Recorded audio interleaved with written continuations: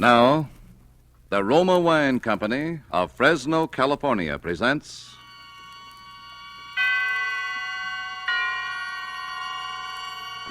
Suspense.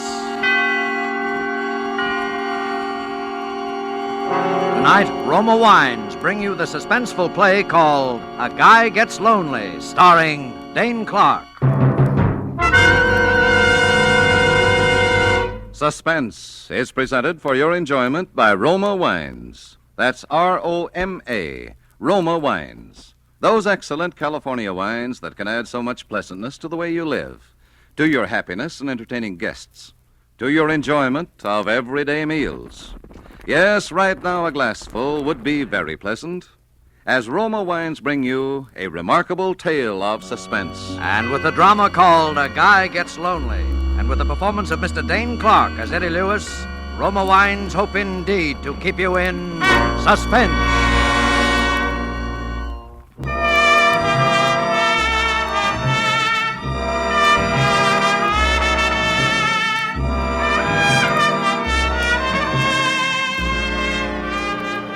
Have you ever been lonely, desperately lonely? Well, there's an emptiness in the pit of your stomach that no food can remove. There's a coldness about people's faces that make you shudder. And you do silly things when you're lonely. Maybe that explains what happened to me. Maybe. Anyhow, I was hanging around the shooting gallery in one of those Broadway penny arcades that night, one of those places where you can play a game of chess, get your fortune told, have 10 shots at Hitler, all 15 cents. And I was alone, as usual, thinking the dull, drab, dreary things a guy thinks about when he's alone. When suddenly an old man standing next to me said, well, my aim is not what it used to be. Oh, got a match, my boy? Match? Oh, sure, here. Oh, thank you. You haven't by any chance got a cigarette to go with that match, have you, son? Of course, here, take one. Oh, thanks again. You know, with cigarettes so scarce nowadays, the only way a gentleman gets a smoke is to buy 'em himself. Yep. Thank you. What's the matter, kid?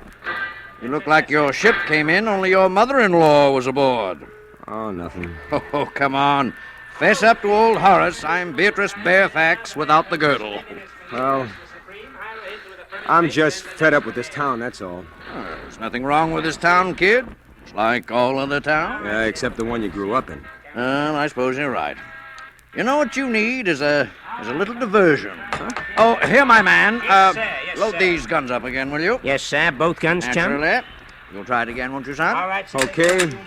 You know, I think perhaps I've got just the right medicine for your homesickness, young fellow. Oh, what's that? A girl. A girl? Yes. Don't tell me you've never heard of them. Well, if you haven't, bless me. I don't want to be the one to tell you. And there we No, are. it's That's not it. that. Here you are, sir. That'll be $2.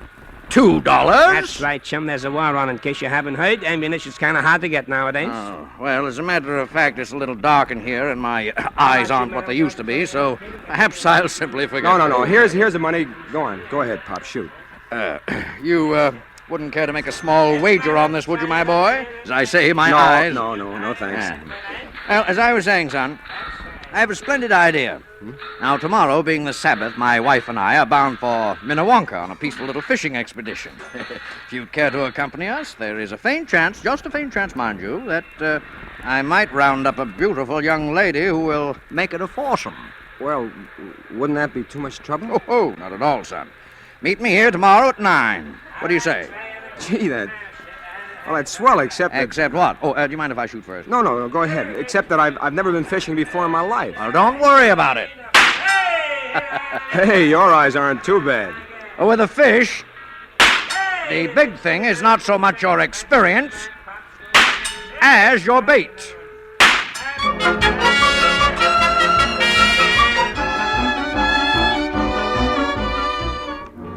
The idea of not being alone again on Sunday is what excited me. I didn't give much thought to the girl until I saw her. If you've ever seen a truly beautiful woman walking toward you, you'll know what I'm talking about. First, you see the tiny gray silhouette in the distance, and then the figure seems to spring to life. Each curve rounds into place, and finally you see the smooth oval face and the long auburn hair dancing in the breeze. And Before you know it, you're in a trance, that's all.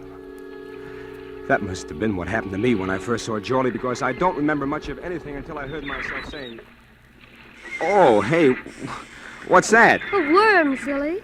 You can't fish without a worm. Do I have to? Well, of course. As captain of this boat, I promise to bring in more fish than Horace. I order you to put that worm on the hook. No, it shakes. Rather gracefully, don't you think? Kind of reminds me of a shimmy queen at a burlesque show. Oh. There. Oh. Now you did it. Easy, wasn't it? Now drop your line in the water. Okay. Well, where's the fish? Patience, lad, patience. The fish hadn't had a chance to read your advertisement yet. Well, if they could only see you, Jorlie, I doubt if they'd bother with my line at all. Oh, your line isn't bad, Eddie. This is so bad at all.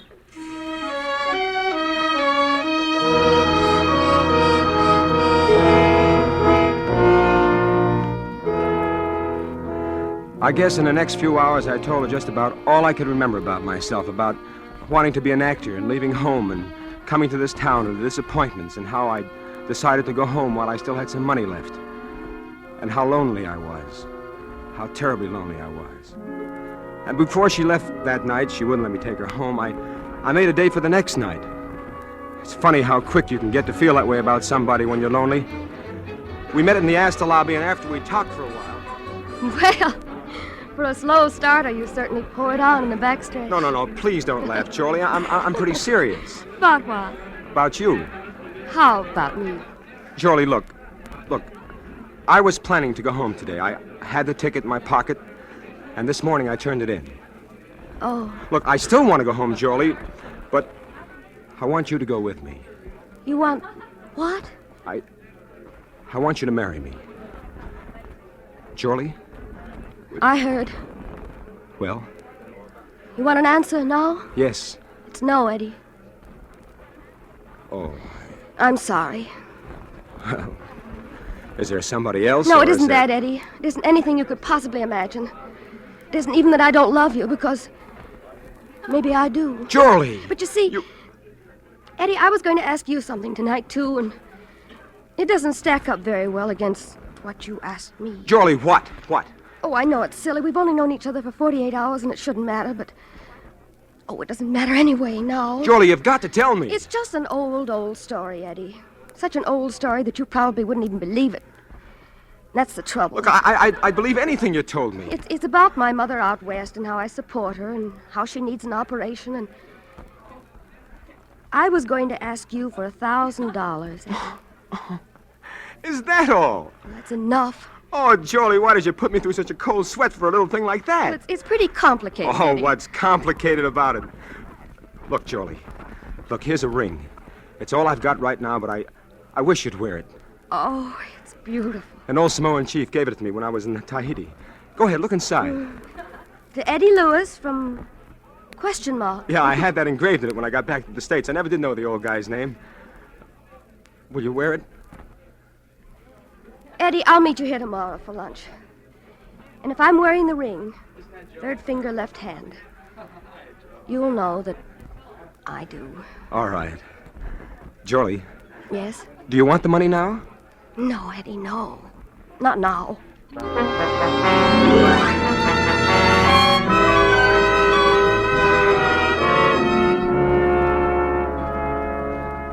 The next day, I was there waiting for her, way ahead of time again, but this time she was late.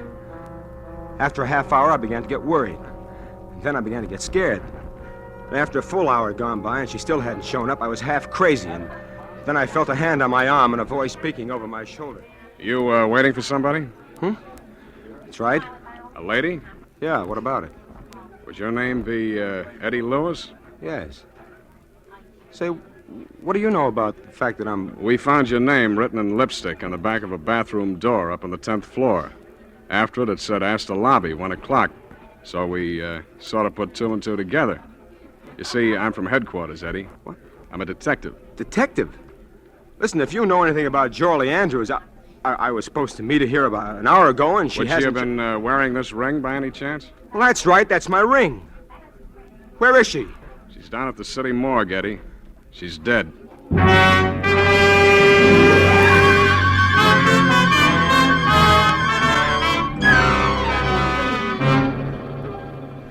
For Suspense, Roma Wines are bringing you as star Mr. Dane Clark, whom you have heard in the first act of A Guy Gets Lonely, a radio play by Don Paul Nathanson, which is Roma Wines' presentation tonight of Suspense.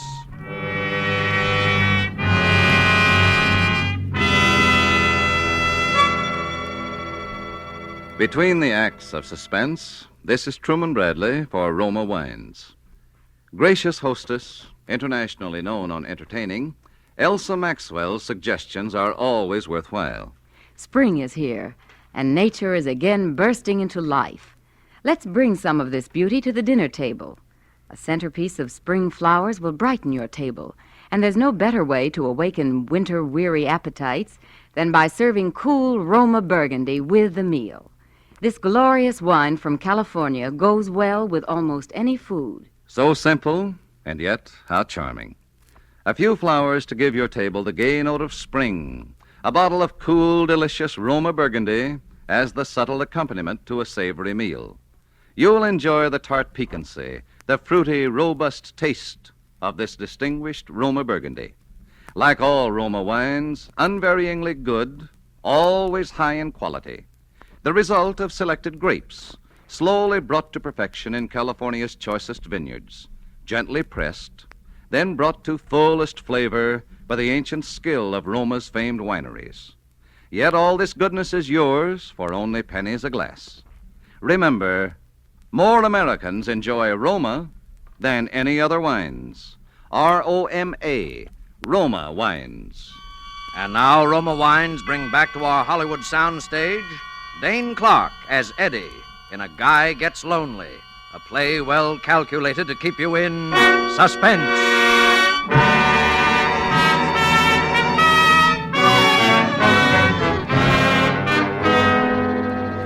My mind was going round like a merry-go-round. Having an old moocher like Horace walk up out of a clear sky and introduce you to a girl like Jorley. Proposing to her after only 48 hours, and then having a cop come along and tell you she's dead. They took me down to headquarters, and I was there all day answering questions and trying to dope out what had happened myself. I even told them how she'd asked me for $1,000, but they didn't pay much attention to anything I said. It's a simple case of suicide, and that's that. But it couldn't be. Jorley wouldn't commit suicide. You recognized her, didn't you? Well, Well, what? people don't look quite the same after they've fallen 10 stories on a concrete site. But you recognized her. Yes, I recognize her. But why did she write my name on the inside of that door? How do I know what women think about before they jump out the window? I'm not Mr. Anthony. Well, look, maybe somebody followed her. Maybe somebody tried to force the door. There wasn't any lock on the door. Then it would have been that much easier. Maybe somebody... Look, Eddie, just what are you trying to make out of this? I don't know. All I know is it couldn't have been as simple as this. You wouldn't be thinking about murder, would you? Maybe. Now, Eddie, this sort of thing happens all the time. Look, I'll draw you a picture. Friendless girl meets guy. They start going together. Then she asks him for money. He doesn't give. The next day, Look, I told you we were I ain't going to get doing that married. talking. She asks him for money, and he doesn't give, see? The next day, she writes his name on the handiest plain white surface, and boom. Now, how does that look to you? All right. But what about Horace? Have you tried to trace him? Yeah, sure. We tried to find Horace. Only we didn't. Mainly on account of he doesn't exist, if you ask me. I talked to him, I tell you. He introduced us. You don't have to go that far to explain how a man meets a girl nowadays, Eddie. Look, he did introduce us. He was an old man, white hair. It was in a shooting And he gallery. has a hobby of introducing guys to beautiful gals, and nobody knows where he lives. And the only time you ever met him was in the Penny Arcade that's so busy they wouldn't remember George Washington being in there. That and the time you were seen together by a couple of lake trout. Oh, cut it out, will you, son? All right, go on home, Eddie. I wouldn't leave town just yet, though, if I were you. All right. And, Eddie, Yeah. I wouldn't push that murder theory too far, either. Why? Because you know who's the only possible suspect for murder? That's right. You.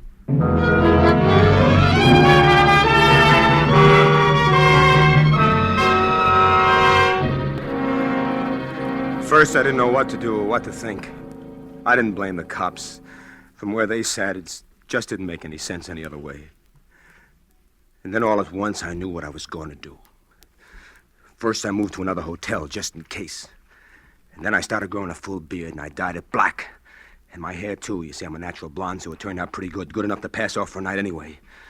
And I really am an actor. Maybe no Barrymore, but enough to give a fair imitation of an accent. And I got some different clothes, and then I was ready. I began haunting that shooting gallery because I figured the old man had a system. But after about 3 weeks, I'd about given up hope. When one Saturday night, I walked into a little place off Times Square, and I saw him. My heart was jumping through hoops, but I just sort of moseyed around, tried to look as down in the mouth as I could, kept my face out of the light. I felt pretty safe with the beard, so I went over and I stood next to him. Oh. Well, my aim seems to be off tonight. Oh, pardon me. Do you have a match? I reckon I do. Sure, here you are. Oh, thank you. My boy, like to try your skill at the shooting gallery? Perhaps a little wager? Oh, no, thanks. I've just about had enough shooting to last me a lifetime. I just come back from 2 years in the South Pacific. So that's where you got the beard? Yeah, a bunch of us fellas grew 'em down there. I promised my kinfolk I'd let 'em see it before I shaved it off. I'm not so sure I would shave it off. It's mightily becoming to Thank you. you. Where are your folks? Texas. Got a mighty nice little ranch of my own down there. I sure do miss it. Kind of lonely, huh? Oh, you all can say that again, mister. Well, son, if you'd forgive an old man for sticking his nose in somebody's business where he's got no call to. Shucks, no. What's on your mind? I think I know just the medicine for you. Why, what's that? A girl. That was it. That's what I've been waiting for. First, I thought of taking the old devil out in the alley and sweating it out of him right then and there. Then I thought, no, there'll be a girl, and I want to have a talk with that girl. In the meantime, the old man was going on about that fishing. If you'd care to join us, my boy, I think I can promise you a very pleasant afternoon. Well, I reckon I couldn't do that. Perhaps if you could make it tomorrow night. Well, now, that might be arranged. Where would you like to have us meet you? Well, couldn't you just sort of give me the young lady's phone number, tell her I was fixing the call? I'm afraid, you see, this particular young lady doesn't have a phone. Don't think I'm not downright grateful, mister, or that I wouldn't enjoy your company, but... But you'd rather be alone. Shucks. No, don't get me wrong. I'm no wolf or nothing like that, but... Well, when a fella has his first date with a gal in more than 2 years, maybe you can't understand what that means. I think maybe I get the general idea, son. I'll tell her to look for a handsome Texan with a beard. Can you be here tomorrow night at, say, 8 o'clock? Oh, I calculate I sure can. Well, then, my boy, you've got yourself a date.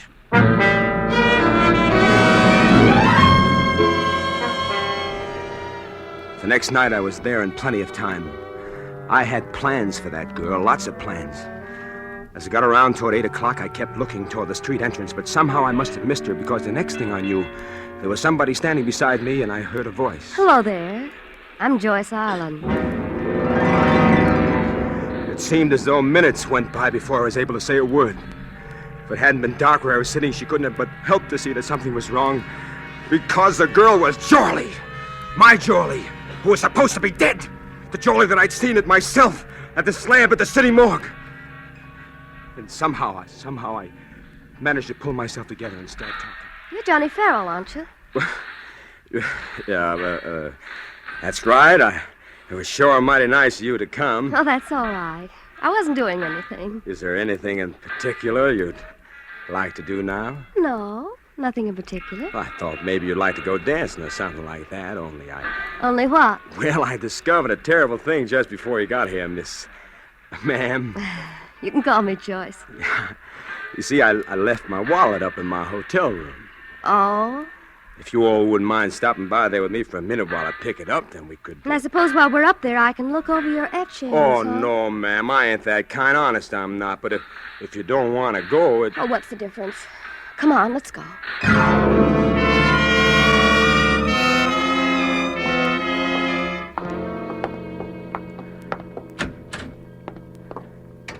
You always keep it this dark in here? Well, there's a couple of bulbs burn out. I told them to have them fixed. Oh, but well, they- never mind.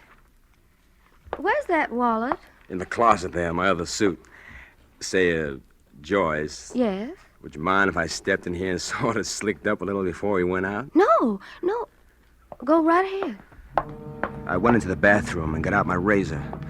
My plans were still the same. I excused myself a minute before we came upstairs, and I made the phone call that I'd planned to. But there was a couple of little extra flourishes to be added on now that I hadn't figured on before. First, I shaved off my beard. Then I went to work on the hair dye with some rubbing alcohol. It came out pretty easy. And I was almost ready when I heard her voice in the next room. Johnny, Yes? I think maybe I'd better go home. You mean you reckon you don't want to go out with me? Oh, well, it isn't you, Johnny, but Well, what is it? you'll think I'm crazy if I tell you. No, I won't. What is it? Well, you sort of remind me of someone. Who? Oh, just someone I used to know. Oh, but Joyce, I'm all ready to go now. Well, Only first I thought maybe we better have a little more light on the subject. I thought you said you didn't have any... Hello, Jorlie. Eddie. That's right. Eddie, You I thought I'd never catch up with you. All right, Jorlie, all right. Give. What? Come on, talk and talk fast. Who was that other girl, the one they thought was you, the one who's dead? Well, she was my sister. Sister. What happened to her? I don't know. What kind of a racket are you and the old man running anyway? Well, Horace is... He's my father, Eddie. He's my stepfather, Oh, anyway. that's nice. That's very nice. It keeps it all in the family, huh? Oh, Eddie, you can think anything you want to. Nothing could be quite bad enough, but please believe me, I wasn't playing any games with you. No? No. That's why I sent Evelyn that day, my sister. I gave her your ring so you'd know she really came from me. I just couldn't face you myself. Face me with what? With what Horace and I had planned to do to you. The old shakedown, huh? I guess so. Evelyn was horrified anyway when she got wind of it. She was a funny girl. She belonged to one of those religious sects, and she said we'd have to atone for our sins, be punished. No. Maybe you better start from the beginning. Well, that's about all. We were awfully hard up. And Mother really was sick. And I'd borrowed some money once from a man I'd met. I paid it back that time, but it gave Horace ideas. He wheedled and threatened and said our mother might die, and... Well, I'd had a couple of pretty raw deals pulled on me out here, and I just didn't care anymore, I guess. That is... till I met you. Yeah, and so you sent your sister to me to confess all, and she jumped out of the window instead. Is that what you think happened? I don't know. Then why didn't you tell me what you knew then? Well, it wouldn't have brought Evelyn back to life. And Horace said we'd all go to prison, and... You see, Mother didn't know what was going on. It would have broken her heart. Yes, but you went right back at it again. Horace said if he'd had just a little money, he'd go away. He'd leave us alone and go back east. And I was supposed to be the next victim as Johnny Farrell with a ranch in Texas. No, Eddie, no. Not after I met you. No. No. You weren't before, were you? Oh, Eddie, maybe if you knew a little more about what a girl is up against in this Who is town, it? you'd understand. Telegram. Telegram? Ah, yes. I had a hunch about you, my boy. Horace. Why, you will... Oh, don't try anything foolish. I'm quite expert with this little gun, as you may recall, my boy. Now, I suggest we close the door and have a nice, quiet talk just between ourselves. That's better. So, in spite of all my admonitions, you still persist in this confessional mood, do you, my dear? Horace, what are you going to do? You young people may not see it quite my way, but I'm an old man, and I don't fancy the notion of spending my remaining years behind bars. It's quite a penalty for extortion, you know. You're telling me. And so I'm afraid there's going to be a little accident up here. Something like the accident that happened to poor Evelyn. So you did kill her? Well, technically, yes, I did assist her through that window after she insisted on making a scene. Why, you... Evelyn was always excitable, you know. Really not quite normal, I'm afraid. Oh, Horace, you're mad. Now, my dear, I want you to write a little note. See, there's paper and pen over there on the desk. And you will say, Darling, forgive me, but it will be best this way for both of us. And sign your name. You must be mad to think I'd do such a thing. You wouldn't like to see me kill your lover here, would you? Oh, yes, these old eyes can still tell love when they see it. Jorlie, look, don't do it. Don't do it. Can't you see he's going to kill us both anyway? Horace, will you promise, Of course then? I will. That's it, my dear. Write it down just as I told you. There's only one thing wrong with all this, Horace. Do you want to know what it is? Naturally. I've already called the police. They're waiting for me in the lobby right now. And if I'm not down there in about 5 minutes, they'll be up here. Oh, dear. This is embarrassing, isn't it? Isn't it? I think perhaps you'd better get on that telephone, my boy. Give directions for the officers to go away immediately. Say that you no longer have any need of them. Well, all right. Hello? Hello, desk. You know those two men who are waiting in the lobby for me? Well, tell them to get up here as fast as they can. You! Horace, no! Julie! Why, you won't... Julie! Julie, are you all right? I think so. It's only my shoulder. Oh, darling, you shouldn't have gotten I'd into... rather have had it been me than you. Look, I'll call a doctor. What's going on here? We heard a shot. Look, there's the man who's responsible for the suicide of Jolie Andrews. Only it wasn't a suicide. He killed her. It wasn't Jolie Andrews. That's Jolie Andrews over here. What are you talking Hello, about? hello. I've got to get a doctor. Wait a minute, will you? All right, Hello? What was that again? Don't now? you understand? Look, that isn't Jolie Andrews that's dead. That's Jolie Andrews over there. You're not making sense, man. Look, fella, look. I met this guy at a hotel. Yeah? And then we went fishing, and then we put the worms on a hook, and... Yeah? And then she was in the slab, and she was dead, only she's not dead. She's wonderful. We're going to get married, see? I love her. And then Horace and I were in the shooting gallery. Then I met him, and I dyed my hair, and I made a fake Texas accent, see? And I met him one afternoon, and I came over myself. And Joey's alive. And so closes A Guy Gets Lonely, in which Roma Wines have brought you Mr. Dane Clark as star of tonight's study in Suspense. Before our star returns to the microphone, let me say a word for Roma Wines, the sponsor of Suspense. Elsa Maxwell is known the world over for her great charm as a hostess. Now, here's a brief message from this noted authority. It is always a gracious act of hospitality to serve a glass of distinguished Roma wine.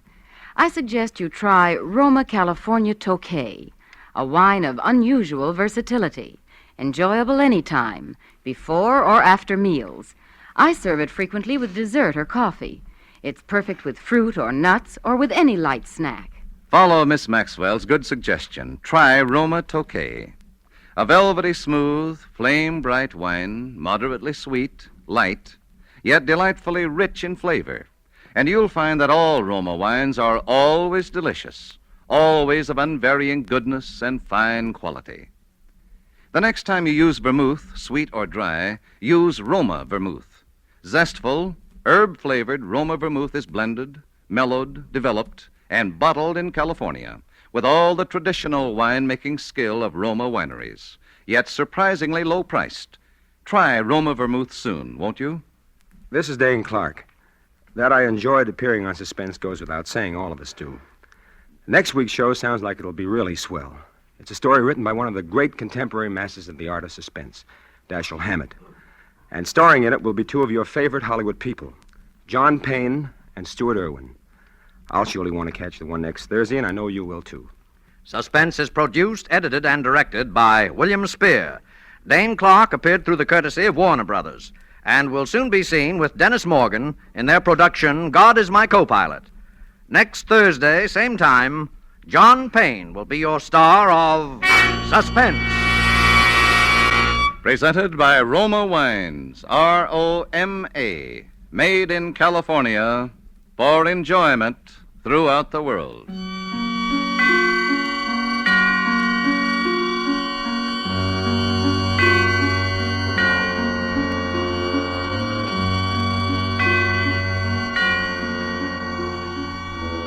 This is CBS, the Columbia Broadcasting System.